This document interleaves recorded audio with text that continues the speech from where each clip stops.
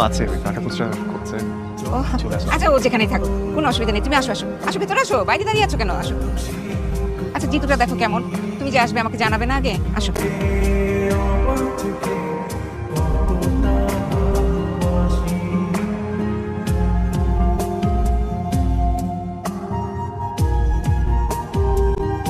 এইভাবে একটা মানুষকে অপমান করা ঠিক হয়নি।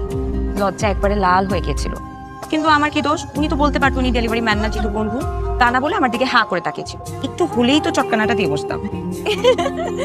এই দেখে কি ডেলিভারি ম্যান তাই না? তোর এত বড় সাহস, তুই আমার বন্ধুকে ডেলিভারি ম্যান বানাস? সব জায়গায় পাকনামি পাকনামি তোমার করতেই হবে। হ্যাঁ ব্যথা পাচ্ছি, আমার কি দোষ, উনি বলতে পারতো না সে তোমার বন্ধু, বলে না কি করছে, ড্যাব ড্যাব করে তাকে আছে। তাই বলে তুই এসব বলবি? এসব বলবি?